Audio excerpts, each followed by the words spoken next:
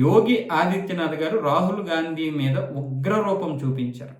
అసలు ఏమనుకుంటున్నారో అర్థం కావడం లేదు. మీరు ఏ విధంగా పార్లమెంట్లో ప్రమాణం చేశారు? ఏ విధంగా ఈరోజు మన సంస్కృతి సాంప్రదాయాల్ని మీరు అవమానిస్తారు?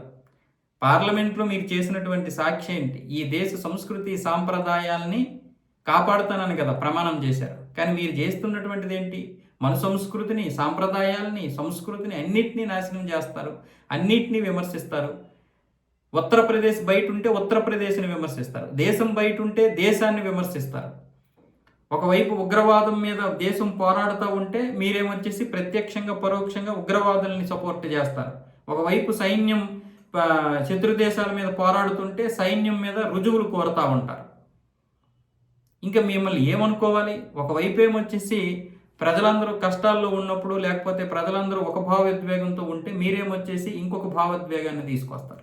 విదేశీ సంస్కృతిని, విదేశీ సాంప్రదాయాల్ని మీరు ప్రోత్సహించినట్లుగా ఈ దేశ సంస్కృతి సాంప్రదాయాల్ని ప్రోత్సహించలేకపోతున్నారు. మీ మనస్తత్వం ఏంటో మీకైనా కనీసం అర్థమవుతుందా?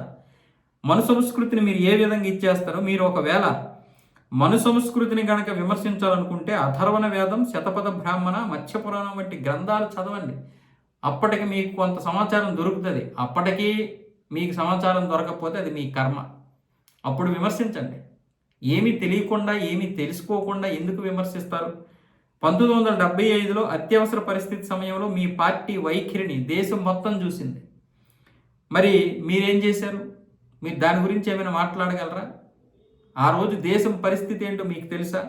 రాముడు అస్తిత్వంపై ప్రశ్నలు సంధిస్తారు. ప్రజాస్వామ్యం పట్ల మీ నిబద్ధత ఏంటో అర్థం కాదు.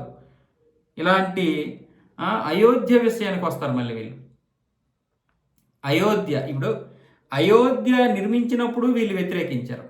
మళ్ళీ నిర్మించిన తర్వాత వ్యతిరేకించారు.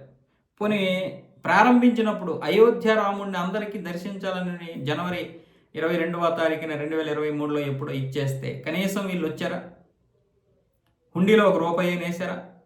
అలాంటప్పుడు వీళ్ళకెందుకు అయోధ్యలో ఏం జరిగిందో? పైగా ఇప్పుడు 500 సంవత్సరాలుగా మనం కొట్లాడుతుంటే అడ్డుపడింది కాంగ్రెస్ వాళ్ళే.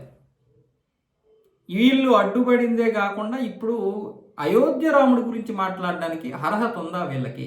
వాస్తవంగా చెప్పాలంటే యోగి ఆదిత్యనాథ్ గారు ఇంకా గట్టిగానే గడ్డి పెట్టారు. అంటే అసలు హుండీ గురించి నిజంగానే జరిగింది. దాని గురించి హిందువులు చూసుకుంటారు.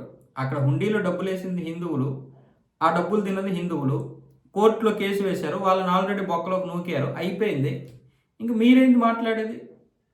మీరు దీని గురించి ఎందుకు మాట్లాడాలి? ₹1 వెయ్యరు, రాముడిని దర్శించరు, పైగా రామాలయాన్ని వ్యతిరేకించినటువంటి వారు మీరు.